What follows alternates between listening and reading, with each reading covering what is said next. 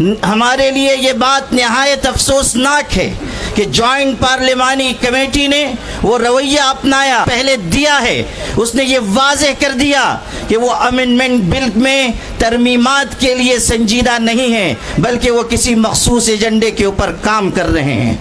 ہماری طرف سے یہ بات جب کہی گئی کہ ہم اس سلسلے میں آگے بڑھیں گے اور احتجاج ہو سکتا ہے اور یہ بھی ممکن ہے کہ شاہین باغ کی طرز پر کوئی احتجاج کیا جائے، تو کہنے والے ایک شخص نے کہا کہ جلیان والا باغ کو نہیں بھولنا چاہیے، ہم ان کو یہ یاد دلانا چاہتے ہیں، ڈائر کے راستے پر چلنا چاہتے ہیں تو سن لیجئے، آپ کی گولیاں کم پڑ جائیں گی، ہمارے سینے کم نہیں پڑیں گے.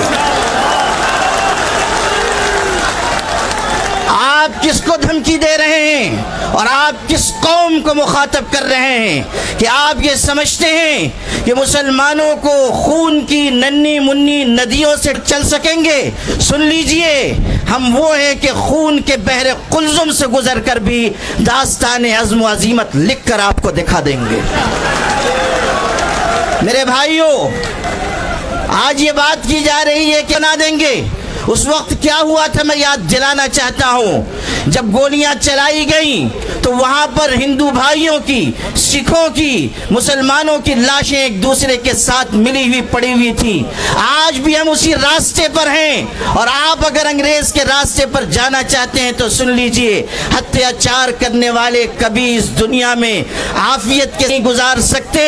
اگر آپ انگریزوں کا راستہ چننا چاہتے ہیں تو سمجھ لیجئے کہ آپ کا انجام بھی وہی ہوگا جو انگریزوں کا انجام ہوا تھا. آل انڈیا مسلم پرسنل لا بورڈ اس ملک کے مسلمانوں کا سب سے متحدہ اور مشترکہ پلیٹ فارم ہے. اگر وہ یہ آواز دے رہا ہے کہ وقف ترمیمی بل کو واپس لیا جائے تو حکومت کو اس بل کو واپس لینا چاہیے. یہ مت سمجھیے کہ صرف چند ہزار مسلمان جمع ہوں گے اور بات مکمل ہو جائے گی. آل انڈیا مسلم پرسنل لا بورڈ آواز دے گا تو پورے ملک کے مسلمان بلکہ انصاف پسند شہری مسلم پرسنل لا بورڈ کی آواز کے ساتھ آواز ملائیں گے. اس لیے آپ سب بھی اس بات کا ہاتھ اٹھا کر عزم کیجئے کہ مسلم پرسنل لا بورڈ جس تحریک کا بھی اعلان کرے گا آپ سب اس کا بھرپور طریقے سے ساتھ دیں گے. آپ اس روزے کی حالت میں اس بات کا عزم کیجئے کہ ہم انشاءاللہ اپنے حقوق کی اپنے حقوق کی لڑائی آخری سانس تک لڑتے رہیں گے.